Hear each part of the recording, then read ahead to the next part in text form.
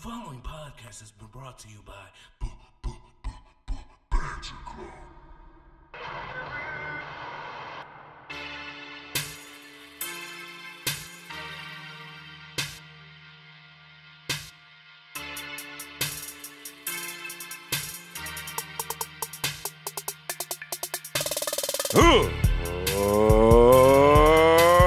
Ladies and gentlemen, boys, girls, children of all ages, Banter Club proudly brings to you it is I, one half of the longest reigning tag team champions of the world.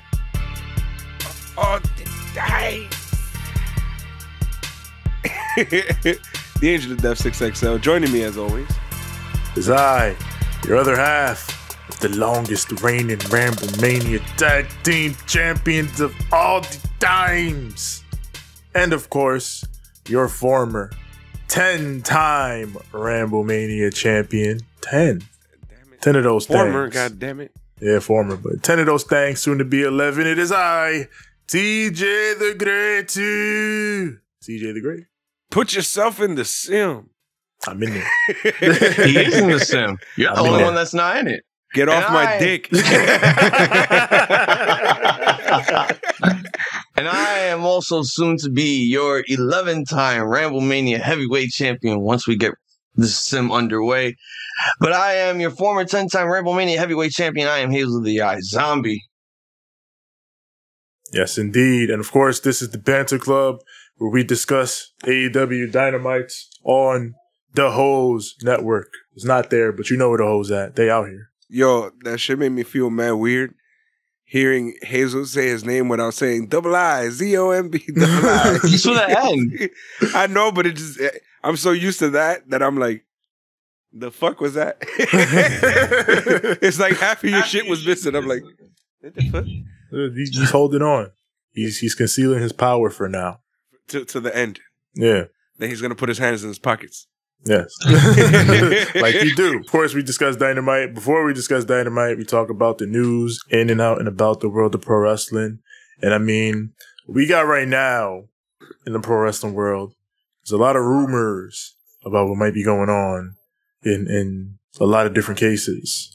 And the big rumor right now is that Warner Brothers Discovery is set to do their upfronts next week at the Hulu Theater in Madison Square Garden, right here in New York City. Oh, shit.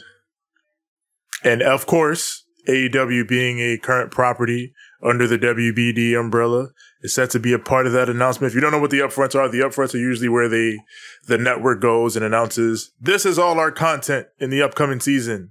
Come watch the new stuff we got coming out on our networks and so on and so forth. Come Tuesday? Come Tuesday. And Wednesday and Thursday and all the other days. Come Tuesday? But AEW is set to be a part of that with what is rumored to be a re-up on their current TV rights deal with AEW and the announcement of, obviously, the long rumored now Saturday show, AEW Collision. There's a lot of rumors about, you know, what AEW could potentially get out of this, but the concrete thing that seems to be locked in right now is they're getting a lot more money than they were before. Like we've been talking about this whole time, Six. Like every damn week on the show, you talk about when the TV deal comes up, they're going to get more money. We've been saying that, and it looks like that time has come. Supposedly it's going to be 5 times their current deal. Yeah, Dave's been telling me about this. Ridiculous.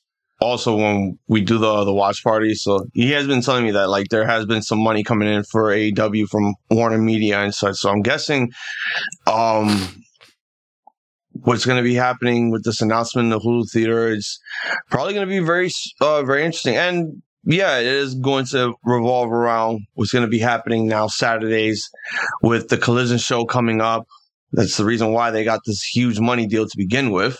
Regardless of what the number is, because there's a lot of rumors about what the specific number is, but regardless of what it is, if it is a big increase of at least 5 times their current rate, then it's more proof to the fact of what AEW has done in its 4 years of existence. 5 years ago, AEW did not exist, and it was inconceivable that a pro wrestling company in North America could get a TV deal worth hundreds of millions of dollars other than WWE.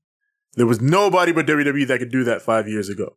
And now here we are in 2023 with an alternate company that within less than 5 years has been able to pull that off. As we talked about last week, 60,000 sold already to Wembley, well on their way to probably selling that bitch out. Yo, that's scary. Yo, this is big, bro. This is bigger than when WWE went to Wembley, and this is bigger than when fucking, I don't know, like, WWE hasn't done anything like this in a while, bro. I think this is bigger than the first All-In show because, you know, someone wrote to Dave those years ago, said, do you think, like, you know, wrestlers in Ring of Honor are outside of that could sell 10,000 seats in the arena? Dave was like, absolutely not. And Cody took that bet. And he sold out All In. We saw that shit within our very eyes when we saw that event together. My question is, who went up to Tony and said, yo, Wembley? And Tony looked back and said, bet. Take that bet. Yeah, like where did he get the idea to do it? And I feel like somebody told him and he said, bet. Yeah. I just feel like Tony Khan is having his little Herb Abrams moment without the substance abuse and all that shit. Because I'm not saying this is like a lucky thing for him because he's been wanting to do a show in the UK for a minute, whether if it was Dynamite, Rampage, the new show coming out, or pay-per-view. What a bigger way to have AEW go global than a fucking pay-per-view. And they're about to do another one in Canada with Forbidden Door in the next couple months. Next month, actually. Yeah, it's like we were talking about with the Backlash review. Like pro wrestling right now was on a hot streak of these big international shows. You know, WWE had Backlash and AEW's got Forbidden Door coming up, then All In. Like it's a hot ticket this year outside of the US. Yo, aren't they doing Money in the Bank in London? They're doing it in the O2 Arena in Money in the Bank too. I think it's in July. They're doing it because they want to get rid of, because we all know what's coming up next within this month is that fuck show in that fuck country. That's why I get over it. O2 is like 20,000, right? We have to get that done and over with because, you know, world title tournament and all that shit. What do you mean 20,000 for the arena in Saudi? No, for the O2 Arena in London. The O2 Arena, I think that, like, when's the last time they did it at Clash of the Castle? Am I right? No, that was in Cardiff. Oh, that was in Cardiff, Wales. O2 Arena, I think maybe 20,000. That was probably the home of the bastard. Yes, it's 20,000 capacity. Well, actually, the home of Wade Barrett. Yes, Wade Barrett. Bad news.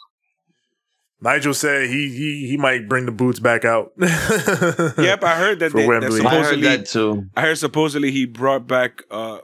Supposedly there was like a trademark that he had, and they saw that it was registered once again for the first time since I think it was like 2015, 2000, something like that. It's crazy. It might be that if Nigel is getting in that ring. Rumors already have it that Ospreay is definitely booked. And I mean, we could have guessed that, but Ospreay is probably going to be booked for All In. No, I did hear about Ospreay possibly being booked for All In. I also heard that the supposed brand split that they're doing is not going to be as heavy as we thought, which is crazy because a few weeks ago I heard that it was going to be heavier than we thought. But supposedly they're just going to keep a certain somebody away from everybody else. It's actually kind of interesting. We're going to talk about it on the show with the people that showed up. We talk about that later. And supposedly they're going to keep certain people away from certain people, and that's how they're going to do it. That's what I heard also. Like, there wasn't, like, I heard the rumor at first that, like, there's going to be a huge brand. I think me and TJ talked about it on one of the Raw streams. Like, we heard that there might be this huge draft, and only reason they're doing it is just to keep certain people separate from one another. But then it's like, that's stupid because then you're going to start making fucking more belts for another promotion. After watching this show, what I'm starting to think is it's not really going to be a brand split so much as it's just going to be like, there's certain people that you're gonna see on that show more often than you're gonna see on the other show, and so on and so forth. Exactly. So, in other words, like, let's say they're gonna need Sammy on this show. Let's say they're gonna need Sammy on Dynamite, right? Yeah. On Collision, they'll have Andrade. You feel me? Yeah. And then let's say they're gonna have Thunder Rosa on this show. They'll keep whoever the fuck she beefing with away over there, and so on and so forth. And then swap it vice versa. Like it's just not like you'll like CM Punk and the Elite, let's say. Yeah, But the then, night you you get know, the Elite, you won't get Punk. But on the night you get Punk, you won't get the Elite. Yeah, but then and where does that leave Rampage in this whole scenario? Supposedly, that's gonna be either completely clipped or just left as is, and just have it as. Like, They've already clipped Dark and Dark Elevation. yeah, but I think now Tony is at a point where he, with the WB, with this deal coming up, he's gonna have to recalibrate how he does a lot of the content, because like we talked about, they're gonna have exclusivity, which is why the Darks are done, because it's gonna be anything that AEW airs is gonna be on WB network or programming. So what I heard too is that they're gonna keep Battle of the Belts. So what's gonna happen is probably most likely is they'll keep Rampage just so that they can air Battle of the Belts right after it and stuff like that. I say make Rampage a YouTube exclusive, and then you could have Battle of the Belts. I don't know, show up. No more. You can't do YouTube more. exclusives anymore. Yep, they're all WB now. Okay, yeah. So if they can't, all right. So that's understandable. And I mean, they get paid for Rampage, so I think they can keep it where it is and as it's working. And I mean, we talk about the Rampage ratings going up and down, but we also got to think about comparatively what would be in that spot versus it, and how it does in that regard. It would usually just be reruns and sitcoms, which are not doing well right now. Yeah, apparently the Big Bang Theory still gets fucking ratings every week. I don't know how, but nobody knows how. But it's still popular for people to watch. Yeah. It's one of those things where I guess people it's on TV and people will watch it. I mean, I got Raw ratings on here. You want to do the Raw ratings before I do these Dynamite ratings? It's been a while since I do Raw ratings because I don't do it on a goddamn live streams as I used to. Raw this week, pretty solid show for what they try to do, especially with the World Heavyweight Championship tournament. The viewership was a 1.79 million with an 0.51 in the 18-49 demo. Had the strongest second hour, while the viewership was down in the third and first hour single-handedly because of the Golden State Warrior LA Lakers game, which did a 7.52 million viewership against the third hour of Raw. Hour one, from 8 p.m. going into 9 p.m., was 1.78 million viewers. The second hour, which was the highest viewership, almost up 2 million viewerships, but it was 1.91 million viewers from hour 9. Second hour from 9 p.m. to 10, and then 10 p.m. going into 11, it dropped from 1.67 million viewers. Raw was fourth on cable on that night, beating everything except the NBA playoffs on TNT. The New York Knicks and the Miami Heat against the first 2 hours did 4.56 million viewers and a 1.53 in the 18-49 demographic, while the Warriors and the Lakers did a 2.7 million viewerships in the 18-49 demo. Okay. I mean, I don't watch it, but it was a stellar show. Sounds like good numbers. I heard it was decent. I actually heard it was decent. With the tournament, the return of Brock, we're gonna get him and Cody and Saudi. I and all heard that that other shit was hilarious. I heard the crowd was actually silent and they put on fucking fake noise to make some noise, and it sounded like fucking shit. That did happen. That did fucking happen. That was kind of a letdown. Supposedly the crowd was not with it for Brock and Cody, and they were deathly silent. And Triple H is like, slowly turn up the volume on that fucking crowd noise right quick, please. Seth Rollins won the tournament on. He didn't win the tournament. He won the Raw side of the tournament, so he's going to be in the finals going into Saudi. Now we got to wait till SmackDown to see who's going to be facing off against Seth at Night of Champions for the vacant World Championship. Okay, shout out Seth. I want Seth to win that, but I want him winning that shit. Hazel is adamant that he wants him chasing. Yes, I want him to win it just so that Cody can get the fuck on with his life. I don't want fucking. You know what I'm saying? If a babyface wins it, then bro, he's not win. He's gonna get on with his life when he wins that title from Roman at Mania 40. Is Seth a babyface? I'm gonna keep saying it. Seth is a babyface. Okay. Yeah, he is. He actually is, which is fucking weird. He's the Joker. You can't. He's the Joker, it. baby. You can't deny it. Because how did the turn happen? he just got over, and then they were like, well, fuck it, you're a good guy now. Yeah, the crowd was just like, yo, we like this crazy shit that you're doing. Fucking Puerto Rico reminded us, yo, he's a face now. Because they was, that's until the almost Joker, kicked him in the back of the dome. It almost was like, fuck out of here with all that bullshit. Almost had the Glock. Yo, almost is fucking cool, man. I told you, after seeing him wrestle these last 2 matches, and I'm like, yo, he's not bad. Yeah.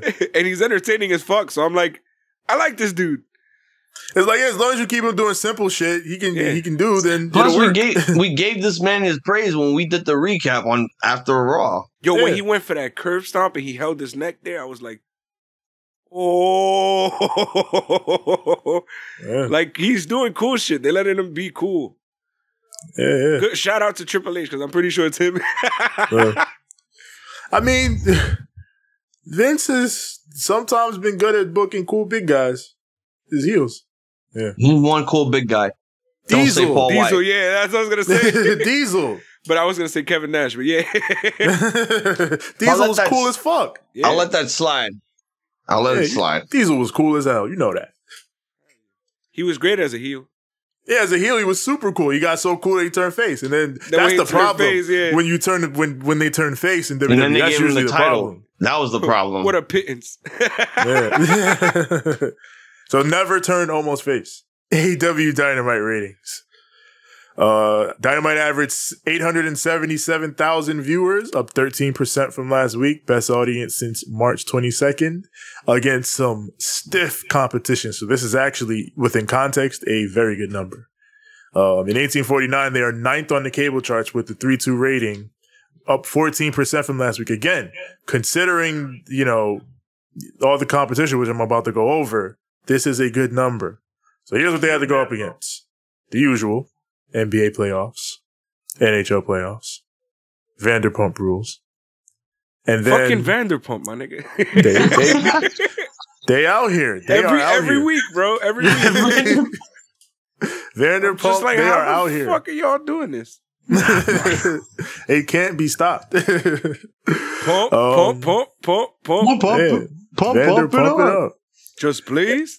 And then CNN also was in the top this week because there was a town hall with our former president, Donald Trump. Boo. So, boo this man. Fuck that guy. Mr. MAGA man, usually he's a ratings draw, brother. I'm booing everybody, though, at this point. Like, I'm booing Biden. I'm booing Eric Adams. I'm booing Trump. Yeah. I'm like, fuck.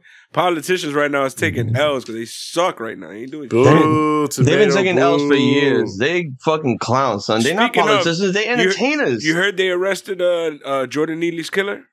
Yes. They arrested the guy that killed Jordan Neely on the train, and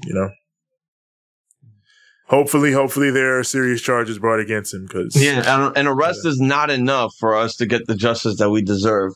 We need an actual prison sentence. Like not a lot of people want the death penalty back in New York, which I'm not saying I'm all for it, but that's on y'all. Some of us just want the justice that we deserve, and that if it's him doing time in prison, then let him do his time. He needs to pay his debt for that, because Jordan Neely should not have died on that train on that day. Yeah. Regardless of how you feel about Jordan Neely, you don't kill people. That said, the Dynamite numbers up against all this stiff competition, very, very good, considering that they were up considerably over the last few weeks up against this crazy competition. Speaks to the fact that when AEW builds a marquee show, and, this show had 2 of their top guys in the main event, their audience will come. You build it, they will come. All right, Zay. Yeah. But again, with that, it'll be interesting to see how the rating fares next week as well, with the big announcement and with all the big hooks that this week provided. Man, he's not on this show. Well, Hook wasn't on the show, but there was a lot of Bring us Hook. We'll probably be on Rampage. Yep. But yeah, Dynamite rating was good. So shall we get to the Dynamite itself and talk about what's going on? Sir. Yes, sir. Yes, indeed.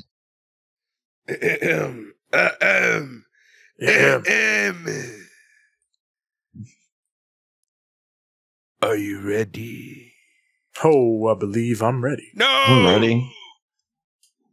I said, are you ready? I am ready. I'm ready. Then, for the thousands in attendance and the millions watching at home, Yeah. Yeah. whew. And for one redeemer. Shout out to his wife. Yes. Stop talking about people's wives. Let's get ready to banter. AEW Dynamite from Detroit, Michigan, home of the Pistons. Yeah, they did Blood and Guts here last year. Yes, also home of last year's Blood and Guts. And the Little Caesars Arena, that's where the show is taking place. Home of the Pizza. We still talking about, we want to know if they serve good-ass pizza in Pizza Arena.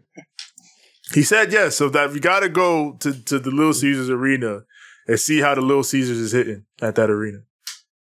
TJ, remember for the Rumble one year, I went and got fucking Little Caesars? Yeah, it was like, what, like 13 Domino's pies and like one Little Caesars pie? Yeah. The show opens up, Double Jeopardy. Claudio Castagnoli, the Ring of Honor champion, versus one half of the Ring of Honor tag team champions, Rey Fenix. Double Jeopardy, of course, means if I win, I get to wrestle for your title. So Claudio wins, he wrestles for the tag titles. Fenix wins, he wrestles for the world title.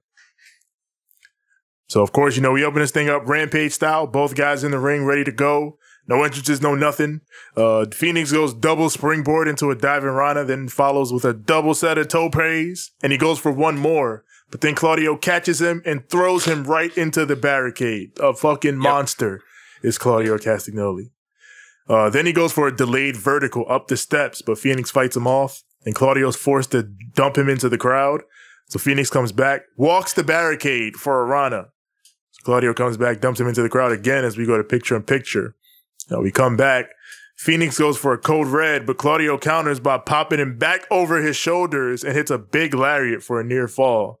And then he takes him, throws him back over the top rope. Most of this match is fucking when Claudio gets mad at Fenix getting too much offense. He just picks him up and throws him. Yep, because he's this. Like, to be honest, when I even heard the announcement of this match, I said, "Fucking Claudio's gonna eat him." Yep. And Rey Fenix is out here doing shit, so it keeps frustrating him because even he knows that that's what we're thinking. So he's like, "Fuck, man, there's got to be a way with this motherfucker." But Rey Fenix is better than even most of us can give him credit for. Both of these competitors in the ring, you can see, with this gimmick that they added, because this was the first that I've heard of this, and this was actually pretty interesting. God damn it, will Scott Steiner shut the hell up? It was a good ass match. If you hear me. But you could see the tenacity that these two competitors have with the Double Jeopardy gimmick being added on here, because it's like, all right, Rey wins, he gets the world title. Claudio wins, he picks someone of his choosing to go after the Lucha Bros for the tag belts. So this was pretty much a good high stakes match for what they try to pull off. Yeah, love the stakes being added to it. This was one of the matches I wanted for Claudio when, the news of him first leaving WWE broke. Like, God, I want Claudio Castagnoli and Rey Fenix, and here we are. We living good. We eating. We ain't good on this AEW side. I don't know what you're talking about. Good out here. We ain't good in Ring of Honor though. Facts. Yeah, we good at Ring of Honor. Like, these are two Ring of Honor guys, technically speaking, champions. Yep. And they're fighting for two Ring of Honor titles. Yeah. So we come back. Claudio takes Fenix off the top with a gut wrench for a near fall. And Claudio hits the Alpermare water slide. That gets another near fall. Follows up with the big hammer and anvil elbows. Then locks him in. Goes for the Rico The Cola Bomb gets the 1, 2, and 3, giving Claudio the win and the BCC a tag title shot. Hell yeah, man. This is you know what's sad? That AEW has more synergy with Ring of Honor than WWE ever has had with NXT. That's fucking sad.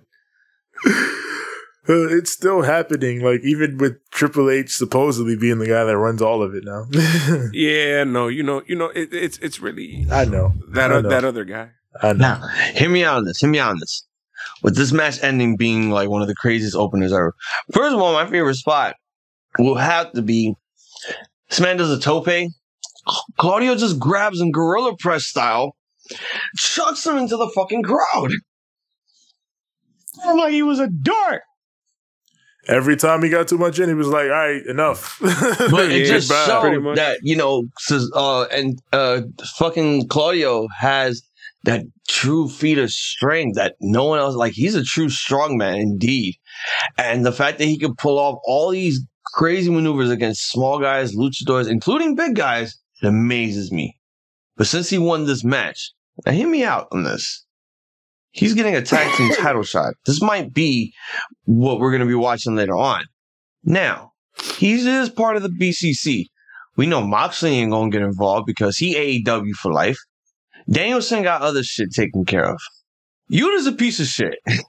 There's only one person that I know for guarantee. He's a little shit. Yes. There's only one person that I know for guarantee would team up with Claudio Castagnoli, would bring back wrestling to its purest of forms. And I'm talking about Chris Hero. We need our hero back. We need Kings of Wrestling back. Stop shaking your entire room. This serious business, Chris Hero. You're trying to get the Kings of Wrestling here at AEW. I'm over here like, bruh, you know that if you do that with my sick ass right now, I'm over here like. Don't worry, it's not an earthquake, but I'm just saying, like. I'm over here like Bobble D. Bobble D. No. Look at Bobby laughing. We need our heroes in wrestling, and Chris Hero is the only solution for him to go back teaming with Claudio Castagnoli again. I mean, the history that these two had as Kings of Wrestling with the Ring of Honor tag belts. They've had great matches with the world's greatest tag team, Benjamin and Charlie Haas. You know, Kings of Wrestling versus Lucha Bros would go stupid. Like, that would go crazy. Yeah. I mean, death by European uppercuts and elbows versus Lucha shit. Yeah. Yeah. That would go stupid. Chris Hero versus Penta? Nah, you selling me. Fuck that. Let's get Chris Hero versus Kingo. You selling me. It's crazy. I mean, I don't know what's up with Chris Hero, if he's even active still, but if he is, then maybe give him a call. He hasn't been in WWE for 5 minutes since the whole COVID stuff. I think he got released like 2 years ago, so. Yeah, I know he was doing like seminars and shit, but I don't know if he's active. So yeah, if he's active, that is true. Let's see. But we'll fuck around and find out. Yeah, let's fuck around and find out. But we cut to the back now where we see Miro pulling up, just walking up like he ain't been gone for God knows how long. And Renee walks up to him. Hey, buddy, how's it going? Yeah, he just waltz up out of nowhere into Tony Khan's office. And like, what do you mean? I work here. Yeah, Renee tries to get a word. You actually been here, motherfucker. Yeah. I guess he too heard about the fucking the deal that they made with Warner, and he's like, "Yeah, I'm coming back." You said that how much money? Oh. How much? Tony, let's talk. Boss man. Let me holler at you. But yeah, Renee can't even get a word with this man. He just goes directly into Tony Khan's office. Yep. I like how they got the little plexied out Tony Khan name on the corner side. It gives me old WWE vibes, or WWF at the time. Facts. With Vince McMahon and shit. When there was some shit. Or Mick Foley when he had that random little stall in the middle of the what the fuck. Yeah. Now we got the first of these 4 video packages tonight talking about the 4 pillars for their main event at Double or Nothing. The first so is, what do you want to talk about? yeah, MJF, of course. MJF, just laying out, I have absorbed the powers of Cody Rhodes, of CM Punk. I am the ultimate android. You can't defeat me, other pillars. He thinks he's perfect cell over here. Yeah. But yeah, he talks about how, the pillars, we were all arguably equally hot talents at the beginning of AEW, but in the time since, he says he's lapped them. He says, look at everything I've accomplished, look at everybody I've beaten, and look at what you guys have done in comparison. Come Double or Nothing, my reign of terror, you'll see, has just begun.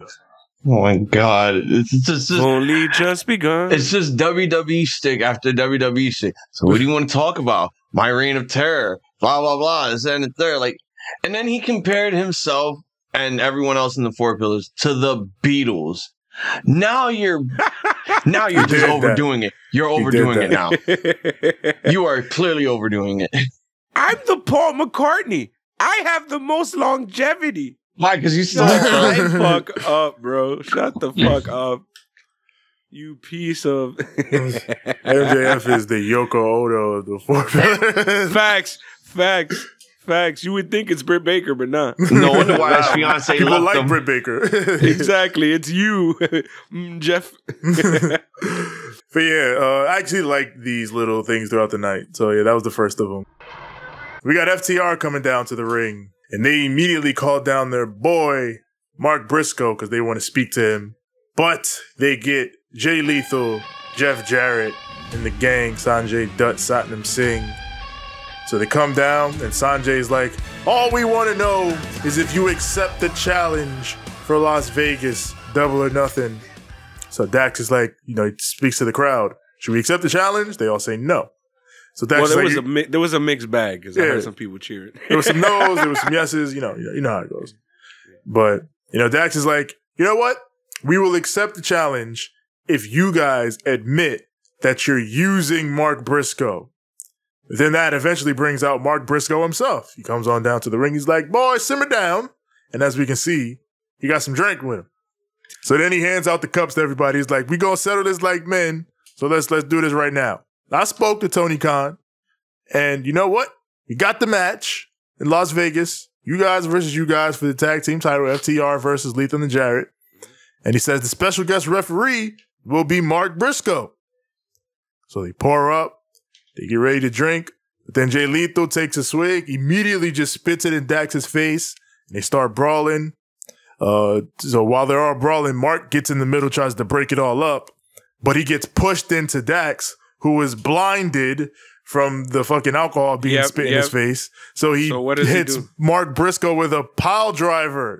Oh, no. The alcohol must be pretty strong to have Dax blinded. Bruh, any alcohol you ever like by mistake ever get like have a little bit of fucking, let's say, whiskey splash up into your eye? I've had alcohol, bro. Like sprayed in my eyes and shit before. Fucking sucks. But if we bro.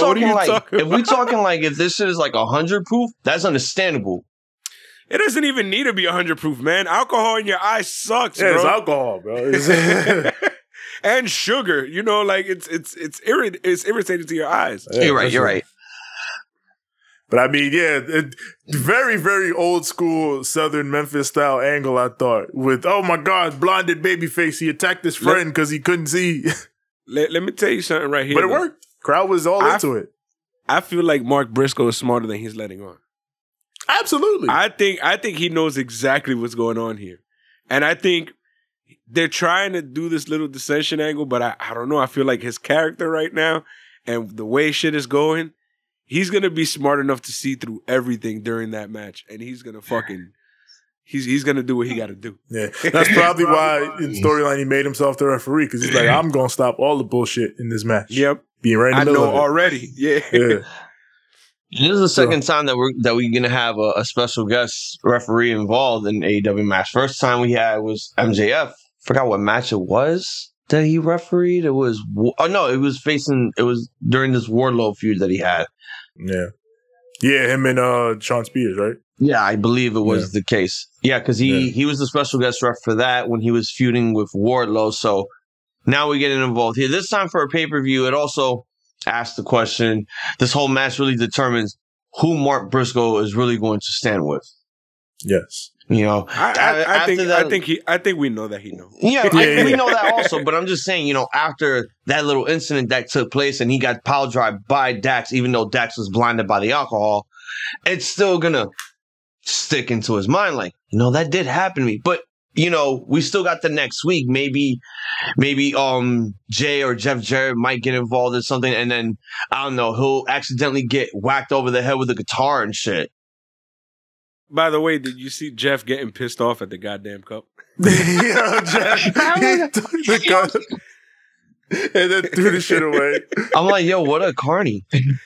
He got my whole D tight at that cup for no reason. I'm like, what the fuck that cup ever did? It fell, all right. Damn, nigga, it's not like, you know, there's I mean, there was a match, but I mean, come on now. I'm pretty sure it's not that bad. Yo, I don't know, man. Cranky old bastard wrestlers. I love them more every time, every day.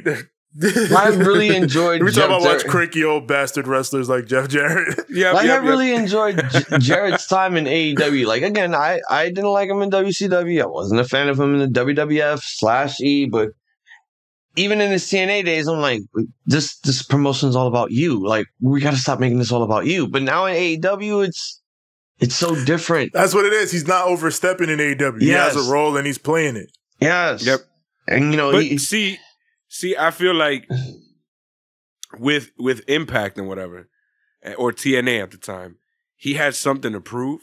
Yeah. So I felt like he was trying to go out there and do that. The only thing that he had to prove in WWE, they you know, they kept repeating these corny fucking situations with him, where he would always end up being the fall guy. And he was just kind of like, all right, I'm over this shit. And it was partially because of certain somebody.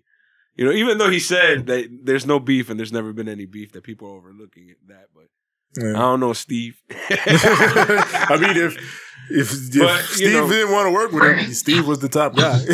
Exactly. So it's like, the top guy to work with you. Exactly. So it's like, and obviously in WCW, they didn't give a fuck. Russo loved him, so yeah. Yeah, in WWF, Russo liked him, but, you know, there was situations going on.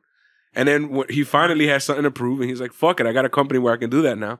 So I feel like that's what ended up happening with TNA. And then he ended up being in dark spaces here and there on his way over there. But, you know, shit happens, and I feel like now he's at the point where, like, all right, I've proved everything I have to prove. I've done everything I've had to do. Right now, I'm just going to have fun. And I feel like Sting is also in that same spot. Yeah, it was like the legacy is secure. You know, my stamp in the business is, you know, is proven. I can just go out there and, you know, have fun and, you know, perform at a high level like I like doing. Now we got Renee.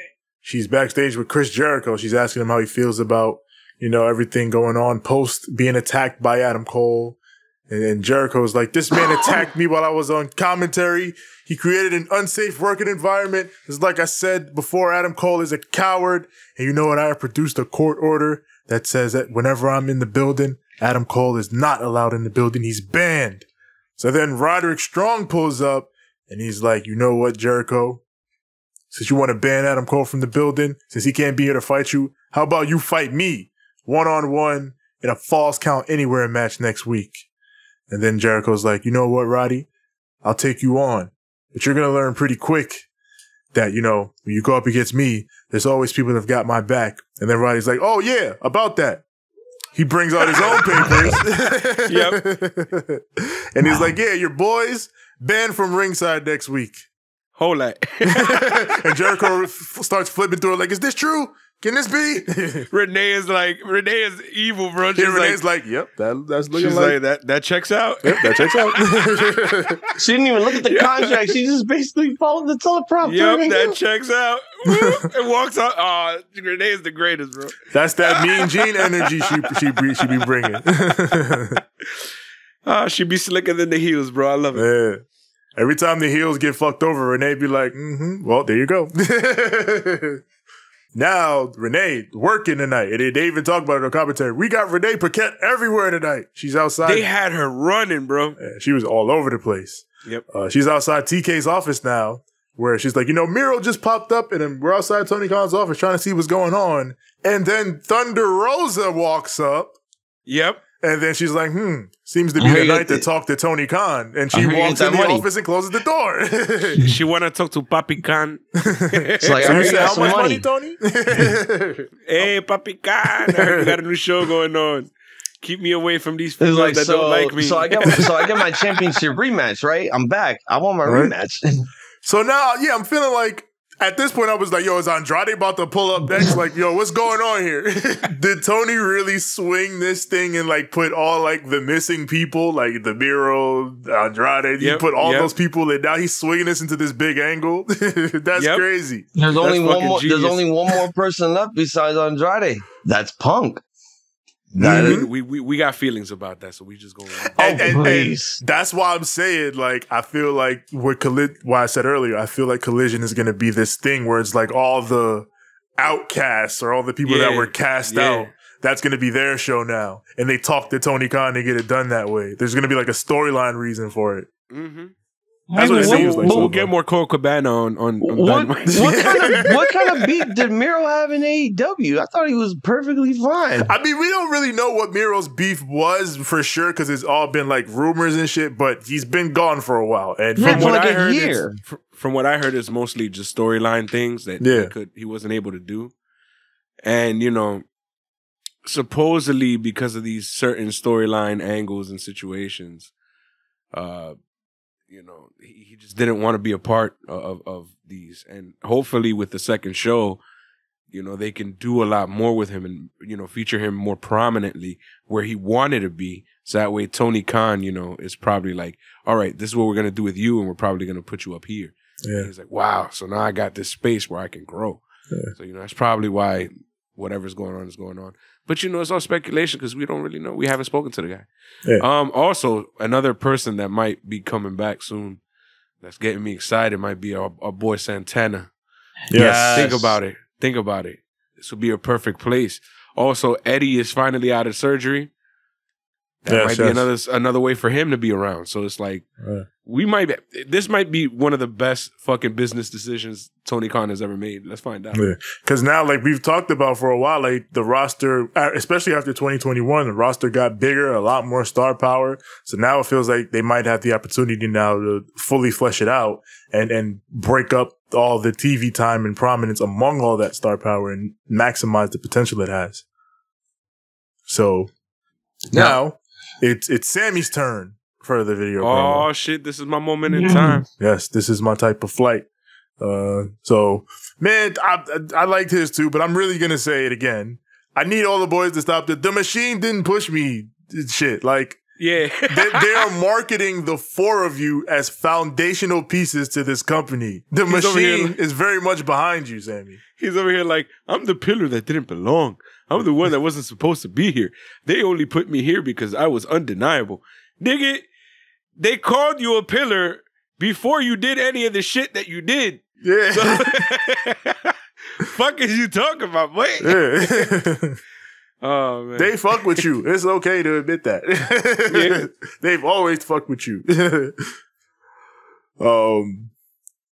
But yeah, they did. If not, ask Andrade. Shit. Yeah. Let's be entirely real. Ask Andrade if they fuck with you. Eddie. Ask Eddie if they fuck with you.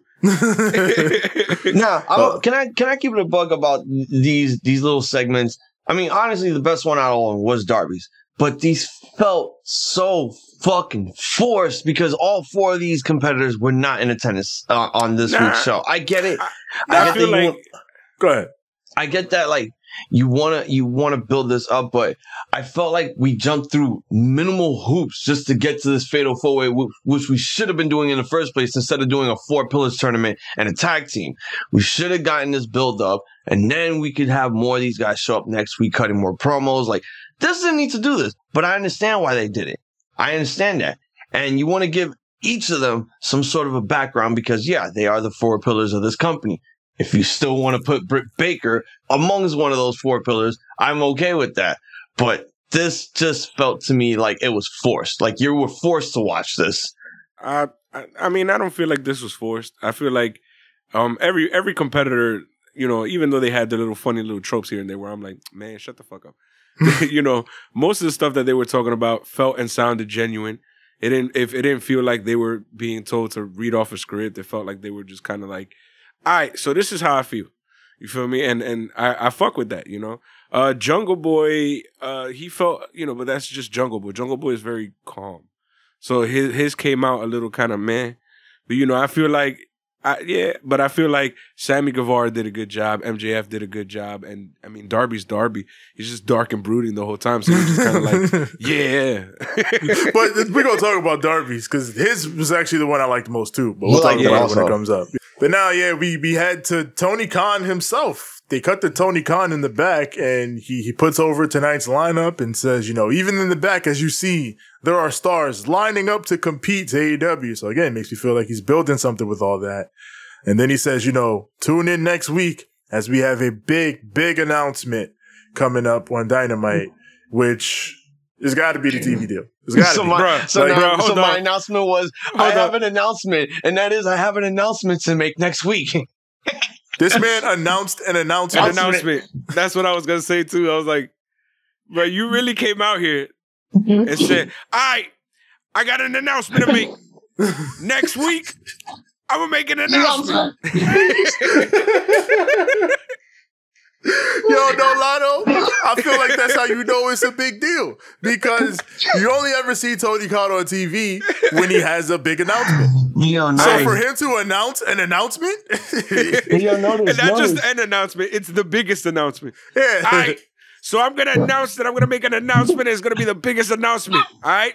We're going to announce that the announcement of announcing tonight, next week is going to announce the announcement of my announcement. Lit. The Genesis. Yo, did I kill it? Nigga, drop my and throughout that whole time that he had the mic, he did not blink. Not once. Nah, just... Well, it was a big announcement. Shit. Just staring at big ass announcement, boy. I'm about to find the fuck out. This announcement gonna be revolutionary, like when fucking Jadakiss invented the fucking towel bandana. Swear to God, bro. I swear. That was a legendary moment. This week's announcement is I have a major announcement next week, and that is going to be another announcement that I will make in 2 weeks. Oh, no, that's right. You imagine? He just continues the vortex. And then in 3 weeks, I'm going to make an announcement about that announcement that's going to announce the announcement. God damn, nigga, what the fuck? What is You ever happening? been so mad you threw one announcement at another announcement? They made one big announcement. It's my divorce. And that makes me know when I announce the closing of AEW. Nah, wait, no, whoa. He's you married? over here, you spitting bullshit, No, bro. that's just me. If I ever get into some crazy shit. You spitting bullshit, bro. But yeah, like I said, got to be the TV deal. What could be bigger than, you know, the biggest content distribution deal in history for AEW and for any company not named WWE? AEW International Championship on the line. Daniel Garcia versus Orange Cassidy. Orange Cassidy, of course, the fightingest champion in all of AEW. And whoa, Jane. The Jazz menaces these men. Complete menaces. Bro, what the fuck was going on with Daniel Garcia tonight? He just wanted to hit his 3 dance moves over and over and over. He kept doing it. Taz was so perplexed by this. He was like, he's dancing. I'm walking there.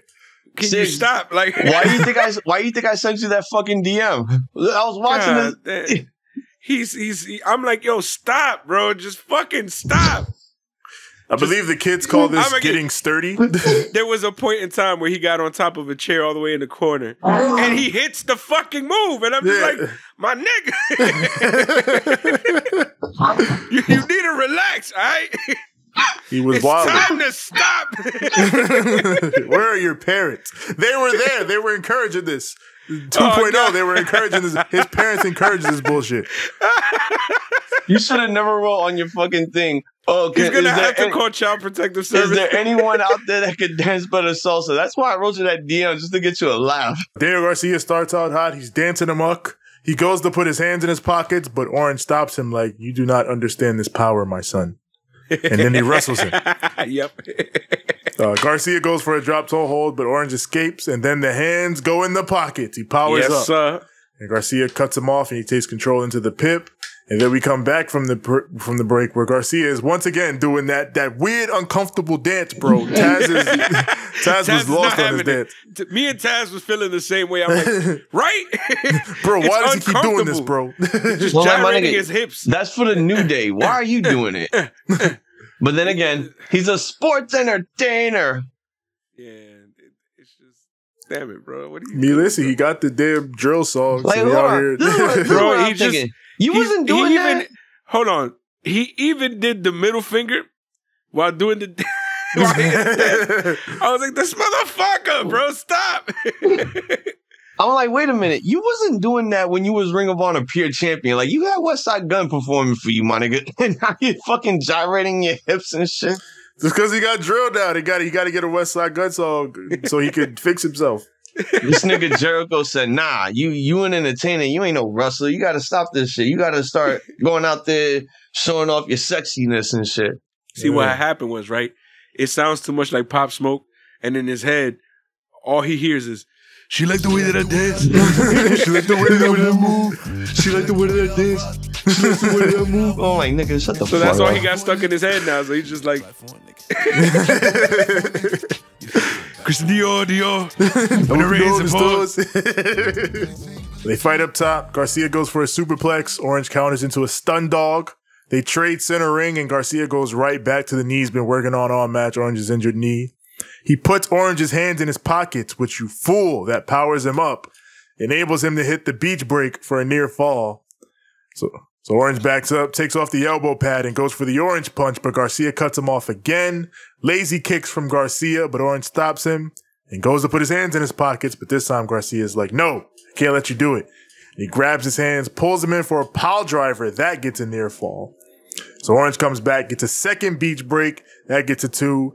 He goes for the orange punch, but Garcia sidesteps it and then puts him in the Dragon Tamer, that beautiful sharpshooter of his. And then Orange chains it into a triangle. And then a crossface from Garcia where he stomps out the hand. Shout out to Mercedes Moné, the legendary crossface stomped the hand out like he did to Bailey in the Brooklyn match. Let me say match. this real quick before you continue forward. This is where it started looking believable because it was literally at that point where he was just like, I'm going to fuck every part of your body up just to make sure you don't hit me with an orange punch or anything.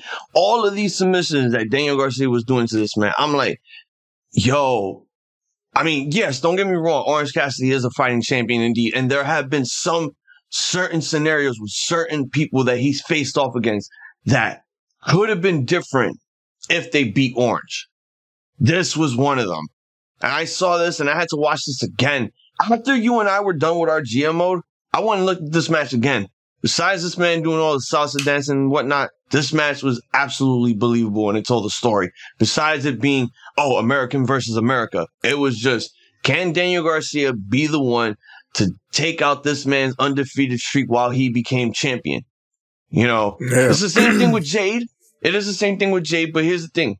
Orange makes it feel more believable. With Jade, it's like we're still in the process of getting her to, get better. And she's still getting better. But when I saw this match, I was like, yo, they really should have had Daniel win it here. I would have not cared if he lost it back to Orange at Double or Nothing. I would have been fine with him holding on to that belt for the next couple of weeks.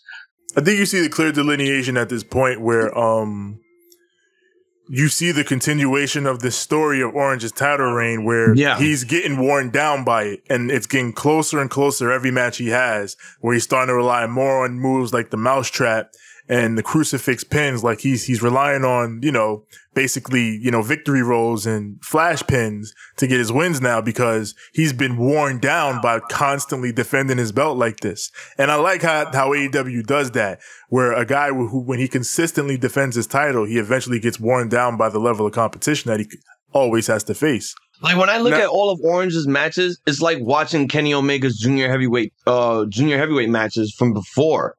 Because Kenny was getting his ass kicked a lot, but he always came back and persevered against all the odds and still came out with a victory. And here's the thing. We all know that this man's history, brawl his injuries with AEW. And I think Orange is carrying some injuries with him since he's been, All Atlantic / international champion. And I feel like It's wearing Orange down. Don't get me wrong. It is wearing him down a bit, but he still has the will and perseverance to still walk out of here with a goddamn victory, even if it's not from one of his finishers. Well, the thing with me, regardless, is that what I really enjoy about, the way that this is going is the fact that it's making Orange Cassidy rely more and more on actual wrestling. Mm-hmm. Like, if you notice, his style is getting more and more mat-based as he goes along. And it's literally because, again, he's being worn down. But because of this, we're seeing more out of Orange Cassidy than we would normally see. Like, he's legit wrestling out there. And it's like, wow, man, this motherfucker went from being a guy where a lot of people are like, oh, he's just a gimmick. And then he's coming out here night in and night out and fucking starting to show more and more and more how this motherfucker... Speaking of gimmicks, have you noticed that he's been doing less and less of it? I mean, so far in these matches, yeah. But I think that's also part of that story. Yeah. I feel like once, I guess the title gets removed from him or he gets, injured or, like kayfabe injured or whatever happens, where he can take a break. Until then, like, this is just like, a nice way to like build this. Once he's done with that, he's probably going to be over with that and go back to his gimmick. Yeah. Analogy. It's that sort of solid storytelling that I like that AEW does, where they don't necessarily have to hammer it in with the commentators always saying, oh my God, he's being worn down. Like, you see it in the matches and the way the stories are told within the matches. And then like the commentators will eventually talk about it. But again, it's a thing where you are rewarded for paying attention visually to what's going on. And again, another thing is that situation where like you were saying, where they don't point it out all the time, but then they'll, once in a blue, they'll pop that up and they'll be like, oh, look at his hand. Or look at this, he's injured this, he's injured that, he's hurt here, he's hurt there. So it's like, you get a little bit of like, oh shit, like there's a little worry there. But it's not a constant, oh my God, the hand, oh my God, this, oh my God, that, oh, the knee, the leg. None of that. It's a slow little process, and I fuck with it. Yeah. But yeah, also shout out to Daniel Garcia doing the bank statement with stomp in his hand. I feel you, but at the same time, stop fucking dancing. I'm gonna keep the dancing was crazy. When it came to the ending of the match, you could see the defeat of Garcia's face when he's like, I thought I had that shit right there in the bag. He had that face where like, oh, I'm really upset now. Like, commentator was like, maybe gotta you're get back sports at entertaining this. too much, bro. Because, there are moments where, even if we always say, oh, the heels always fucking steal a win from the baby faces, but, there are one of those moments where it's like, yo, the heel got robbed here tonight. Like, holy shit. Yukasai, Sakazaki. Shouts out. We move on. We get a recap of Shida's return last week, the return of Hikaru Shida, and, the big swerve with the Outcasts and everything. And then we get the Outcasts who are pissed off, and they say, of course Shida's not here this week. She's back in Japan. We want to lay out a challenge to her and Britt Baker and Jamie Hayter for a trios match. And Britt and Jamie pop up. They say, she may not be here this week, but she's here in spirit. They got a Shida shirt on. And, they say, we accept. We know Shida will be there next week. And the trios match is on. It's going to be the Outcast versus the Doctor, the Champ, and Holy Shida. Thought we were going to get this at Double or Nothing, honestly. But if we're getting this next week, I'm okay with that. Yeah. A few matches happening next week that I thought might have been for Double or Nothing. Because, I was thinking, all right, I feel like we're not building anything up with the women's championship. Like, it's only just around the Outcast, Britt, fucking Jamie, and now we got Shida involved. So I was thinking to myself, okay, if we're not going to defend the title on the pay-per-view, we could at least get all 6 of these women to compete on the show, right? But we're doing this next week. I'm like, what? So what are we gonna be doing? We got 2 more weeks left before Jamie might defend it at the pay-per-view. I know that. Him cook. I know, but still, like 2 weeks. I could have been doing a build by now. This is probably part of the build. Let him cook. I don't know. Maybe you're right. Maybe it could be the time where they say, all right, Ruby will get her title shot against Jamie at the pay-per-view. Maybe you're right, Six. Even with TJ, same way I've been telling him about this 4 pillar shit, and he's slowly growing into it. Let him Cook. I can see Ruby getting the shot at the pay-per-view just because I think you want to. I mean, you don't have to, but I do think you would like to save Saraya and Jamie Hayter for Wembley. Speaking of let him cook. Christian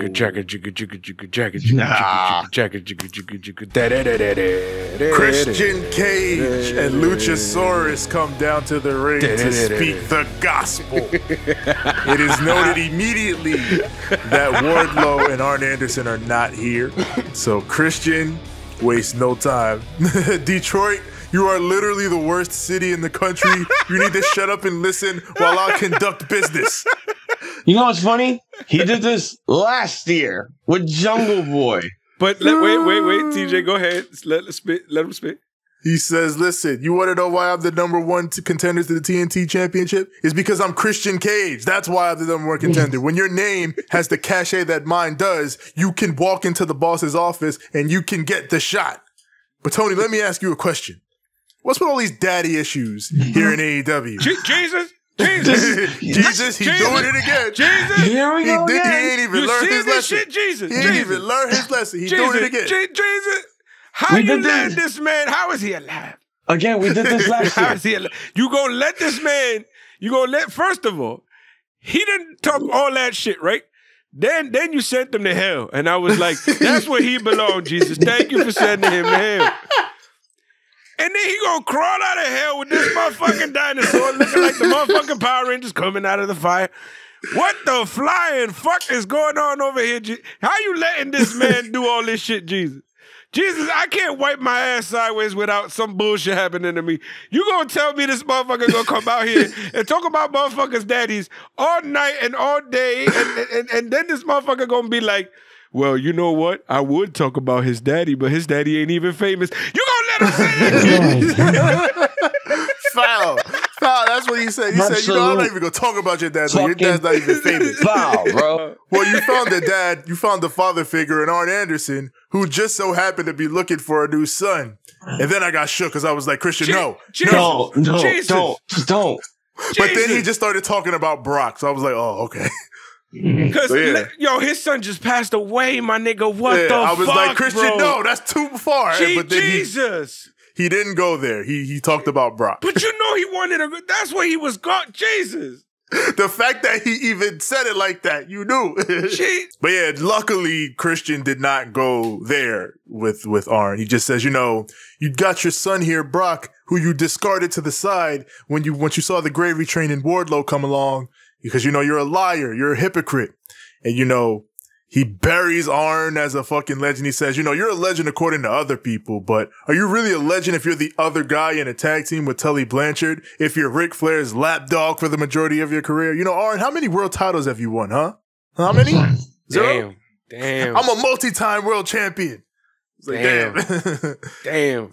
He says, Wardlow, you're going to step in this ring. You're going to look me in the eyes. I'm going to slap you in the face. And you're going to realize that your days as champion are over. The crowd is in a fucking frenzy at this point. They're chanting, Edge is better. He got them so mad they're lying. That's crazy. Bro. They are he got them so mad they're lying. They're not happy with this, bro. God. I was sitting here this whole time when I'm watching this promo. It got so dark. I actually chuckled a little bit. I'm like, yo, what is wrong with me? I can't be laughing about this shit. This man is talking about fucking dead daddies and shit. And now I'm bringing up dead daddies and dead sons, this motherfucker. This man is on his big boss man shit. Yo, dead daddy. My daddy. At least this motherfucker's getting that shit over than what boss man tried. That shit got him a title shot? No, come on. Bro, Christian Cage is so goddamn good. This man is the GOAT. He is so good. He went out there and literally just fucking talked his shit uninterrupted and walked the fuck out. Like, I'm over here like, how Jesus ain't fucking throw a lightning bolt at his ass, I do not know. No matter how loud the crowd gets, he's always in control. Like, crazy. Now, looking at Luchasaurus in full form with the lighting in the ring, lovely. Love the red. Love the shoulder pad. It looks so fucking menacing. Like, he looks like an actual kaiju monster. He looks like a former member of the Ascension. He looks like the damn shoulder pad just immediately, I'm like, Man, ain't Victor have the same outfit? TJ, it looks like one of us gave him a superstar trainer's card and told him to be gone for a while. And look what we got. Look what we got back. He's ready now, brother. He's fucking ready. His popularity is up. His stamina is at 100. His morals is content at this point. Let's go. Let's get this guy ready up and running. But now when you put him in GM mode, he gonna cost more. Hey, my contract in AEW is up at the end of the week. I demand 157,000. Yo. Now, if we had $1 million, understandable. But we holding 600K here. We can't do that. How about 87,000? We done maxed out already. Fuck. Yeah. Come on now. You're a dinosaur. What you need all that money for? Yes. Darby. X-Game, Bam Margera. We're going to his house. We get a look at his home life with his people, where, you know, the place where he did that crazy fucking stunt in his car is now like he turned it into a little skate park. That was so weird how you opened it. How you opened the show. Oh, this is where I jumped my car off the roof.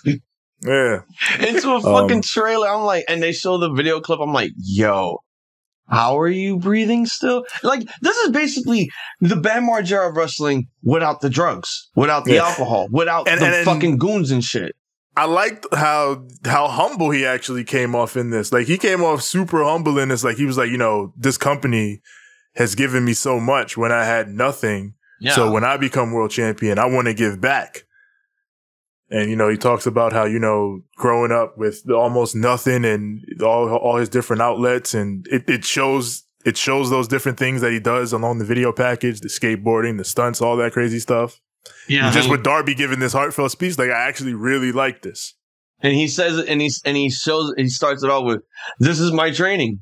Skating, dirt biking, off-roading, crazy shit. I'm like, don't you take a bump though? I mean, yes. Why take a bump on a ring when I could take a bump in a car? And then while he's saying all that, it shows him jumping off the fucking ladder. I think it was when he faced Jeff Hardy into the fucking. My God. And he really is the modern generation Jeff Hardy. He has taken the best of Sting and Jeff and like combined them into this one package. So that's what Darby, he may not win the world title at Double or Nothing, but I feel like he might have to be world champ down the line because he's definitely got that special something. He would be my second option if we do predictions. It would most likely be MJF or Darby. Not that I don't see Sammy winning it because it's not his time. Maybe Jungle Boy if it was believable enough, but I don't know. I feel like Darby and MJF are like the 50-50 option. If I were to take the title off MJF in this match, the guy I'd put it on would be Darby. Yeah, but you know damn well this man ain't losing that belt. He's going to probably end up going up against whoever, because whoever comes out of that, what do you call it, that Elite and BCC battle, I think that's who's going to end up being his next guy. Yeah. So Kenny or Moxley again? Or Danielson again.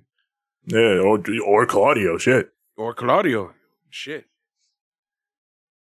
You got three guys that can go and wrestle for that world title. I'm thinking maybe Jackson. I'm really thinking it could possibly be Adam Cole that's next. Or a returning Hangman Page.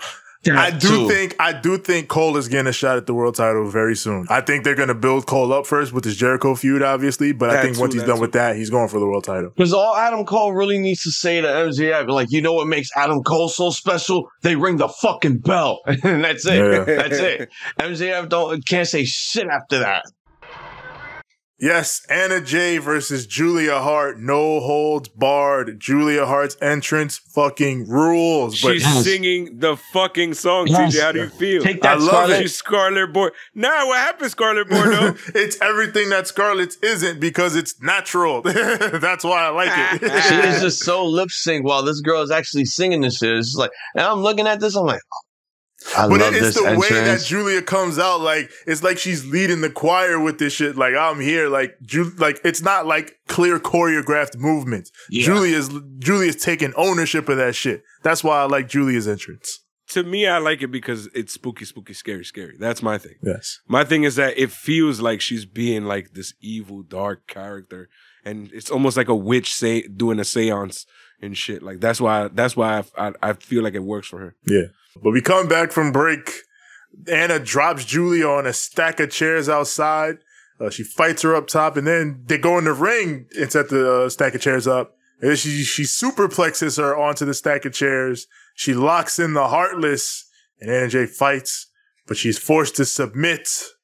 And Julia gets the W. They kind of missed that stack of chairs, by the way. Yeah, they low-key did. The one on the outside landed flush, but the one on the inside, she low-key did. Julia Hart did get injured when she landed on the chairs in the outside. So like she dislocated her hip, but she still fought on throughout the whole match. Even doing that superplex, I'm just like, yeah. Ugh. Yeah, because we basically came back from the break and then they went to the finish, essentially. I was pretty shocked to actually see, Julia Hart come out with that upset beating Anna. I'm like, really? So we're really pushing this girl, huh? Like Yeah, I think this match was set up to show how much Julia has improved as a total complete package. Like we know the hardcore matches are basically at this point low-key Anna Jay's specialty. Like those are the matches she cooks in the most.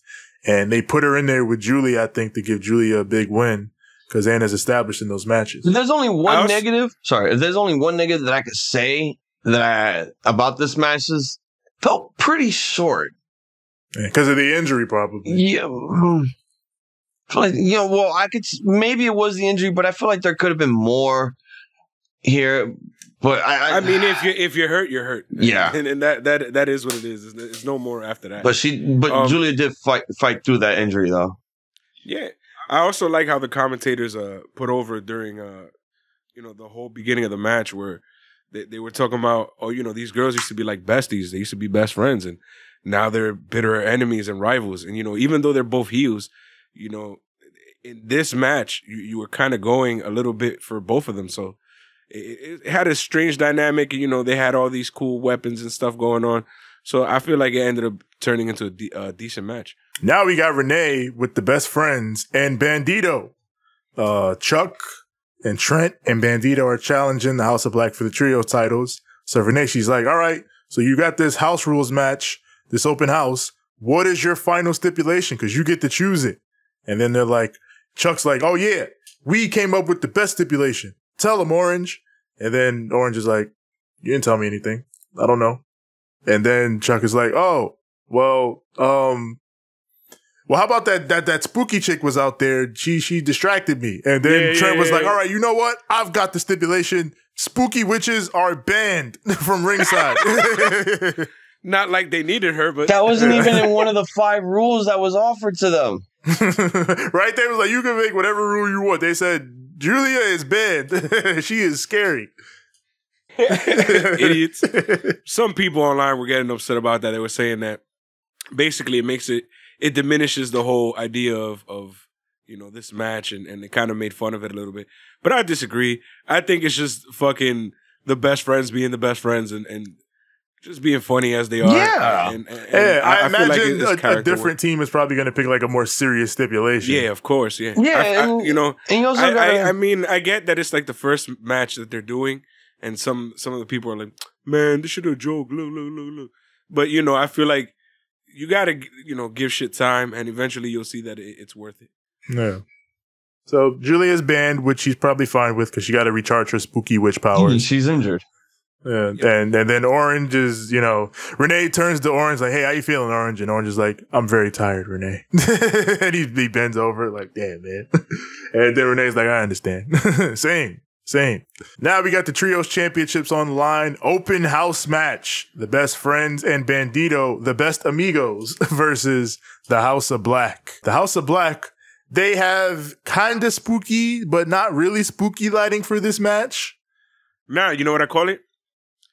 That's NXT main event match lighting. It essentially is. It is. Yep. Like, because, I was thinking about how, all when you do spooky lighting in wrestling, that never really works. Like the Kane shit, the Fiend shit, the whatever. It gave it a New Japan vibe. Yeah. With this, it's more... It's not them changing the lighting to some bright color that obscures the view. It's just them dimming the lights and spotlighting the ring. Yep. So it actually brings the wrestling more to the forefront. Yeah.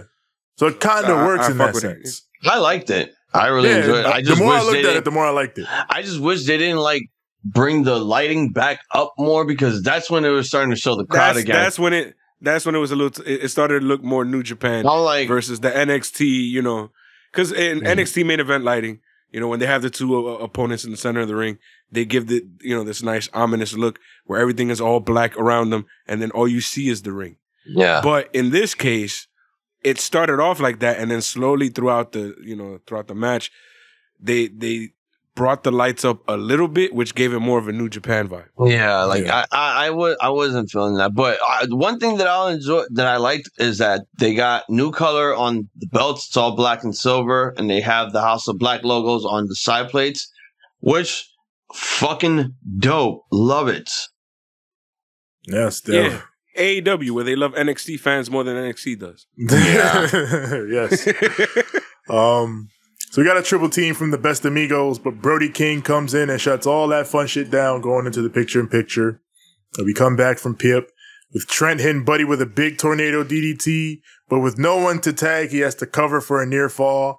And Orange is watching from the back like they're forcing him to stand there and look at that monitor when he just wants to sit down. He's just standing there like... Awkward position. Look at the monitor. Here we go. I'm so tired. It's funny this is Orange Cassidy. Here in AEW. What happens is in AEW, the moment that you turn around is when shit happens.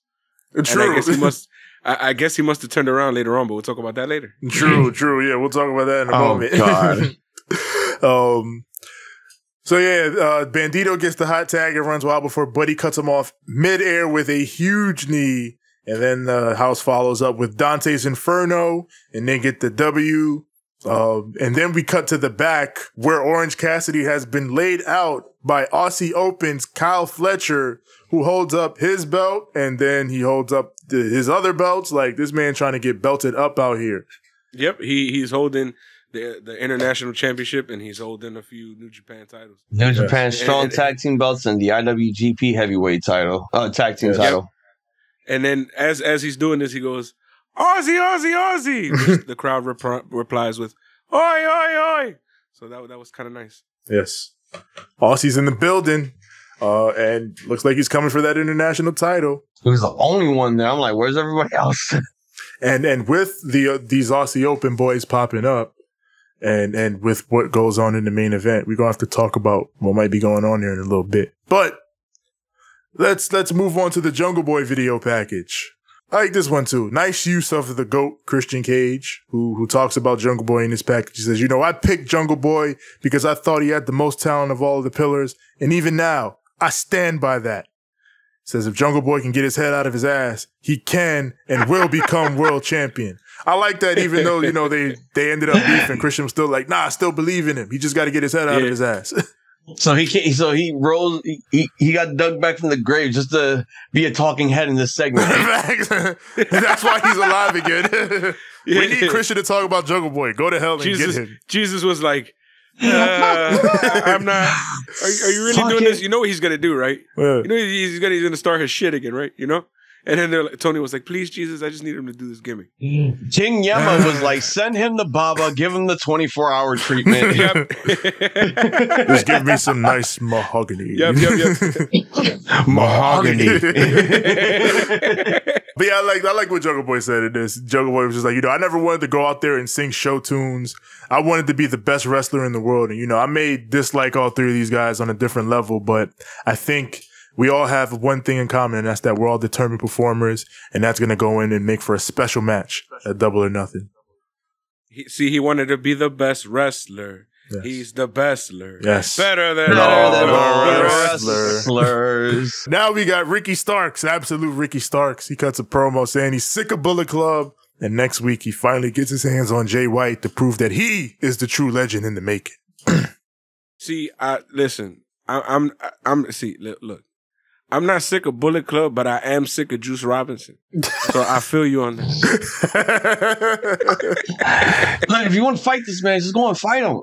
I mean, I don't know I know where he be at sometimes, but He don't be around. He don't be around me. You feel me? Yeah. You got to catch him lacking. Yeah, he got to come. He got to come to my hood, and then next Queen show. Then we'll pull up with the ops. It looks like there's been enough talk.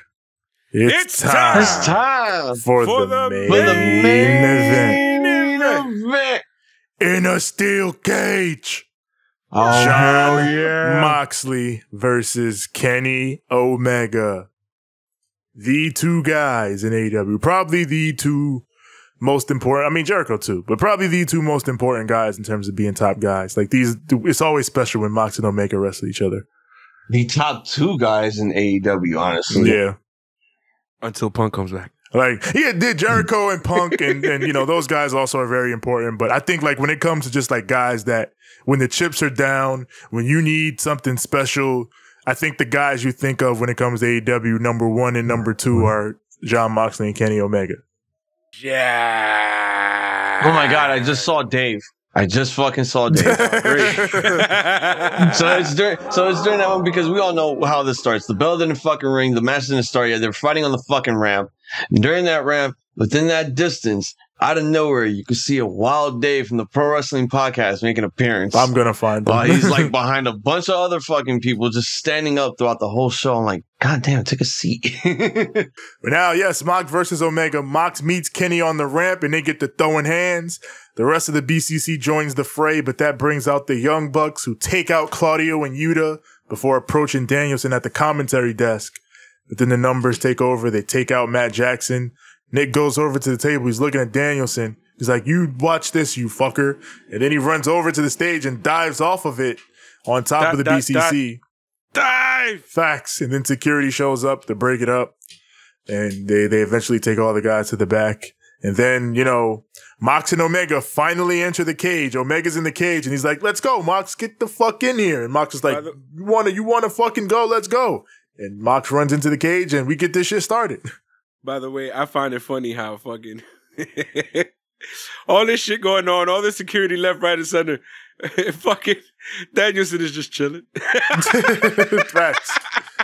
He's the one fucking, he's the ringleader here. He's the one fucking calling all these shots. He orchestrated all this violence. And he's sitting there just like, don't worry about me, I'm chilling. So before the match even started, before he gets in the cage, why was the security holding Moxley back? That's what I was gonna say. Like, they were even holding Mox back. Like, what the fuck? Yeah. He's participating in this match. Yep. You can even see Kenny in the ring like, get the fuck out of the way. Let him come in. Yeah, let him come in. He's got to wrestle. We got a match. Let's go. Yes, man. I don't understand kayfabe-wise where that was going because it's like, bruh, as you can see, bizarre. He is a part of this match. What are you doing? Go handle all the other people who are still fighting. Yeah, you dumbasses. Let him go in the cage. This is why y'all be getting your asses beat all the time. Exactly, because y'all motherfuckers ain't even paying attention to the right people. Shit.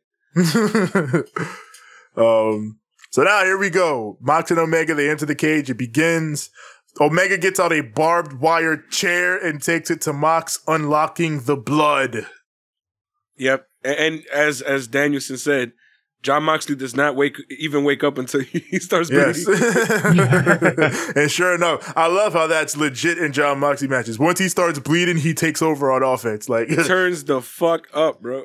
You've unlocked my true power now, you fool. Yep. It's the equivalent of Cassidy putting his hands in his pockets. Yes. This is truly my final form. I'm bleeding. Blood everywhere. Yeah. Gets a boost. He's a villain. Facts. Evil. This man is a villain, bro. He just, It's like, fucking evil, bro. You evil. Go away. Yeah. With that shit. He gonna have to put on your t-shirt from the video games, TJ. Facts. Super evil. We go to commercial. If you were lucky enough to catch the fight feed, you could see Jon Moxley fucking fighting with the turnbuckle to take it off. He took forever. For no reason. Yo, so I watched the fight feed. He's there cranking, pulling, yanking, trying left, right. Bro, It don't go nowhere.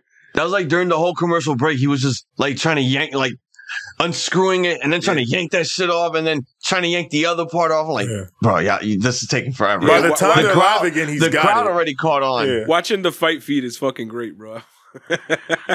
Yo, just watching him just really like, fuck. And then Kenny Omega even gets up at one point. He's like, no. Then he goes back to his shit. Like, stay down. This is not part of the spot. Sit your ass. He's like, I know, nigga, but I've been out for a hot minute. Come on. We had to reset. So yeah, he finally gets it before we come back. And you know, if you wouldn't have seen that, you wouldn't have known. But yeah, that was what most of the break was spent doing. Yep. But he's got the buckle now, and he's just beating Kenny Omega with the turnbuckle, which it looks crazy. And then it makes me realize, like, yo, ain't they taking the Rampage after this? Damn. They got to take off the pads anyways. True. Yeah. They So got to switch it to the Rampage ones. They were like, all right. I guess he helped them out a little bit. See, now would have been a good time to use the red, white, and blue fucking ropes because you could have changed them. True. Facts. But John, he goes under the ring and brings out a bag, not of thumbtacks, but of broken glass. So now he lays out the broken glass center ring. He goes to Kenny. Kenny cuts him off with a monster V-trigger, then goes for the one-winged angel, but Mox counters into a bulldog choke. Kenny has no choice but to fall back to counter, and he does, and he falls back onto the glass. So now Mox, he lets go. He's got the glass in his back, but then he just pops back up and puts Kenny back in the choke. Again, like that level of pain just unlocks new power within Mox. He's a Saiyan. He is impervious to deathmatch pain. Yes. His pain tolerance, at this point, Jon Moxley's pain tolerance is pretty fucking high from what we've seen. In AEW, GCW, CZW, his pain tolerance is off the fucking charts. The more violent you get, the stronger he gets. Yep. So now he's got Kenny with the choke on, with the glass in his back. He goes for a pile driver, but Kenny rolls through, hits the V-trigger one more time. Kenny goes for a double, then hits the Snapdragon. Mox backs over to the side of the cage, and then Kenny runs over off the ropes, hits a V-trigger, and they crash through the wall, which fucking breaks down, and they end up on the outside of the ring. And that spot was absolutely fucking scary. Crazy spot. Both of these men could have walked out of here with an injury. Like, Jon Moxley's foot was caught into the bottom of the cage right after he got hit with the V-trigger. Kenny almost looked like he almost tore a muscle when he was like in between the fucking ride of the cage and shit, holding on for dear life. Like, how did these two men not get injured after that sick ass spot? Yes. And take that, Lashley and Umanga. Umanga. These men broke through the side of the cage, ended up on the outside, but that did not end the match because escape is for cowards. We don't do that shit over here in AEW. We don't do that in AEW. That I enjoyed the most because I'm like, wait, there's no escape rules? Yeah, no escape rules. Yeah. No, because I'm like, in my head, I'm like, oh, we're still going with this. Yes, we're still going to go. Let's go. For a minute, you were like, God damn it, this is Paul White, Steve Austin all over again. Yeah. It's Paul White. It's Paul White. Because sometimes I'd be forgetting, like, they don't really explain to me the rules of these steel cage matches. Like, they tell us the first time when they did Warlow versus Cody. Now they want us to remember, there's no escape rules in these matches. Every cage match since there hasn't been escape rules, so I don't know. Yeah, they've never done it. They don't do it. They've never done it. They don't do that shit. So, see, TJ and I, we fucking basically go through these shows, with a fine-tooth comb. So we fucking know this shit at this point. But, I get where Hazel's coming from. They break through the wall and they get to the outside. And the primary function of this was to get Mox to the toolbox to get the screwdriver. Yes. Which he grabs. He's got Kenny in the ring again, ready to take it to him. But in comes Don Callis. Yes. Grabs it away. Like, you will not do this to my family, Kenny Omega, the god of pro wrestling. Yep. And Kenny hits the one-winged angel. And as we know, nobody kicks out of the one-winged angel. So he covers for the 1, 2. Don Callis stabs Kenny in the head with the screwdriver. You know what blew it for me? What? I saw him walking closer from the corner of the camera, and I was like, "Oh shit!" Once I saw Don behind Kenny in the cage, and that he didn't completely back away, I was like, "Oh, this is where it's happening." Once you see him coming from the corner of the camera, you're like, "Oh, not now!" So I wanted to open the show with this, and I couldn't. So I'm gonna say it now. Submitted to the approval of the Ramblemania show. This is the return of the fucking Jackal. I was gonna say according to what he just did, this is Cyrus the Virus right now. He's a motherfucking virus right now. Ew. Just like what was that stupid word that he said in the WWF with that long ass speech? It was a T word. What is it? Troglodytic. See, you fucked up one of my lines. I was gonna be he's like, one of those assholes. He took out Kenny because he thought he was a troglodytic moron. That guy is a troglodytic asshole. Like the troglodytic asshole that he is. He takes the screwdriver and stabs the head of the man that he considered family, his fucking nephew and shit. Listen, and he kisses him on the forehead, whispers something in his ear, and he's like, what did he whisper into his ear? Yes. He was about to hit him again with the goddamn screwdriver, and that's what stopped him. And again, I just feel like he was looking at him like, fucking troglodyte. But yes, you know, it's a part of this Cyrus the Virus Jackal situation going on. And I feel like, look, man, Cyrus, let me holler at you right quick. The moment that I saw you not defending Adam Hangman Page, I saw this coming. The moment that I saw you take the entire mic over from Kenny Omega, right? I knew this was going to happen. You've been coming out here telling Kenny Omega that he needs to become the version of himself that he once was. And he kept saying, oh, no, that Kenny's coming back. But I don't know, maybe to Don Callis that Kenny never came back. And then he's got the entire BCC who they're out here talking about, nah, we out here already bettering ourselves. And I think Don Callis was listening. So I knew this was coming here. So it's just the timing. I was like, oh, but I knew it. Now, yes. I think this is. Go ahead, Hazel. No, I think this is. Because one, this does raise a lot of questions, and Six may have had some of the answers here. Where does this go with Hangman? Where does Takeshita fit in all this? Perfect. When is Coda making his debut? He coming. Now. This is perfect because they kind of now have forced Takeshita to kind of be a part of the BCC here.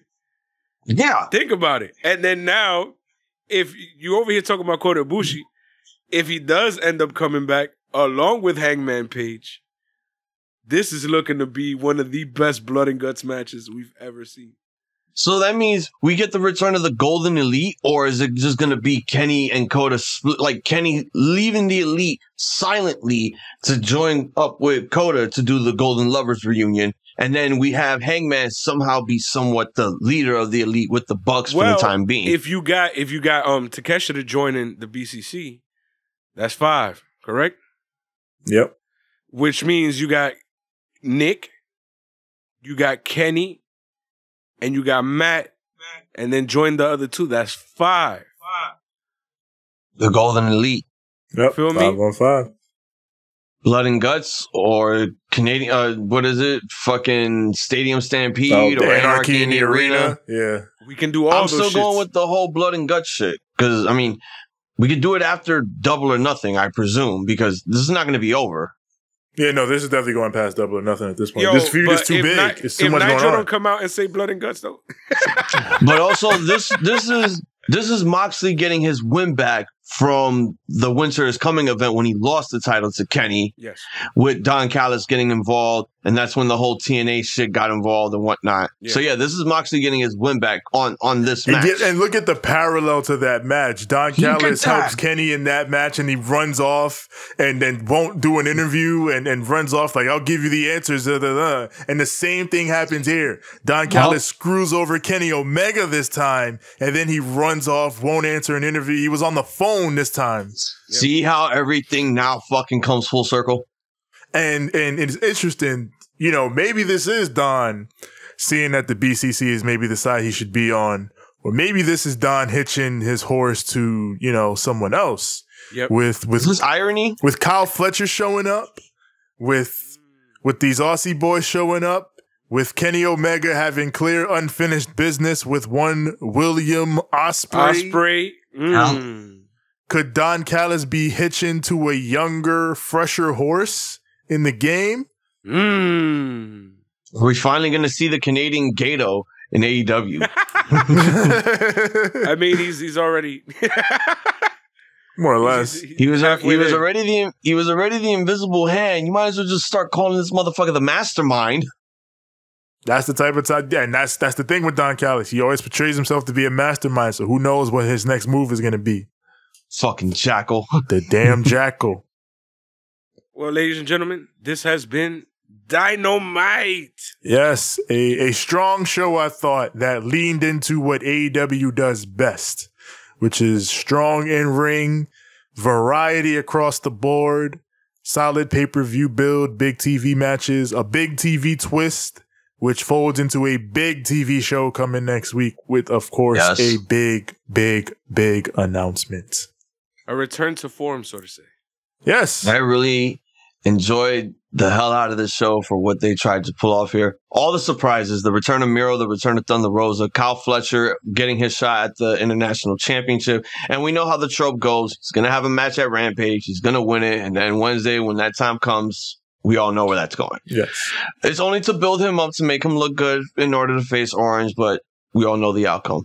I enjoyed what they provided us here for the 2 hours on Wednesday. Again, I did feel like the Four Pillars promo with everyone competing in the four-way felt kind of forced, but it was a little nice that they did that. We don't have to see them on TV every week. Man, this show was good. This show cooked. But yeah, no, this show legit cooked. Besides the returns, the shock of the night, Don Callis doing the unthinkable. That right there just proves what a jackal this man really is, showing off his true colors. And we're going to see next week why he did what he did. And hopefully we get some matches going forward. I gave the show, honestly, a GOAT. This was one of the best shows throughout all this week. And fuck Raw. This show was the best. This was the best show. I mean, again, I'm not trying to poo-poo on people because I know how butthurt these motherfuckers get. But, you know, Raw was okay, but this was better. Yeah. Raw was tolerable. I always say that. And TJ always hears me say this. Raw is tolerable for what they provide me for the 3 hours that I watch it for. Right now, it's not like there's anything. Yeah, it's not like It's not like even if it was Vince McMahon. It's like overall, is there anything good on Monday to watch besides fucking wrestling? Yeah, I'd rather watch wrestling than anything else that they're going on Monday. I make that besides good shit. Sports, what I'm gonna watch? What America's Got Talent? I'm gonna watch the Kardashians. I'm gonna watch some bullshit show on MTV. Man, no, I'd rather watch fucking old episodes of WCW. Well, yeah, that too. If I didn't have legal channels and I only had a streaming service, then yeah, I'd watch old WCW shit. That would be my Mondays. But I'd rather tolerate 3 hours of fucking Raw like you guys can't. Yeah, no. I could never. I could never. No way. I did Raw 30 and that was about it. And I was at work, so anything's better than work. I ain't built for that Raw life no more. Nah. That's especially now if Bailey not there. Yeah. Now Katie got you literally forcing you to watch SmackDown. You have no choice. But you see, he gets to see the booty. And he gets to actually see he gets to see actually good shit on SmackDown. That's Roman's good shit, gonna be on tomorrow. That's good shit, pal. Oh, Roman Reigns, the Tribal Chief. He's gonna be there tomorrow. I'll check him out. I like Roman Reigns. All right, fellas, cool. let's wrap this up. TJ, let them know where to find us. Yes, indeed. You already know where to find us. Find us on Instagram at Ramblemania Show and at Banter Club Podcast. Find us on Twitter at Ramblemania. Facebook.com/Ramblemania Show. Also find our group there, Ramblemania Shows, Banter Club, where we any other wrestlers, podcasters, everybody that we associate with post all our goings on and all that's going down.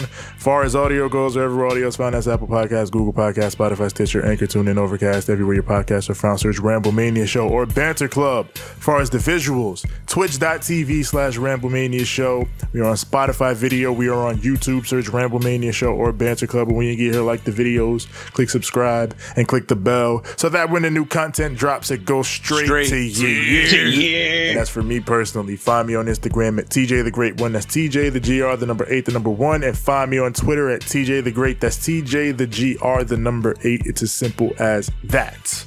TJ the Great. TJ the Great. You damn right.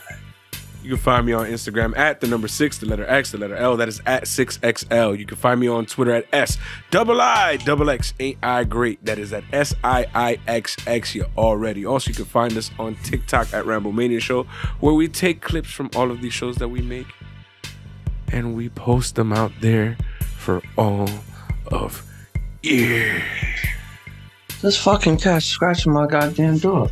You can find me on fucking devil cat. You can find me on Instagram at iZombies, IZOMBIESZ, and check out all the streaming services that I be doing live weekly. And check out our Ramblemania Tuesday show. We give tribute to Jerry Springer. It's up on YouTube, Twitch, and all of your other media platforms. Go check that out now. Man, I'm about to make a Come Tuesday background, and y'all gonna have to call it Come Tuesday. Come Tuesday. Tuesday. It's going to be Come Tuesday TV. And stay tuned for the next Come Tuesday TV next Tuesday, where me and TJ will be watching either some anime or some other shit. We'll figure it out. Come Tuesday. Yes. I'll be winging it. Come Tuesday. But for TJ the Great, for the Angel of Death 6XL, I am Hazel the iZombie. This has been Banter Club's weekly Dynamite recap. We would like to wish all of you a point goodies. Too sweet. And a good fight. And a good night.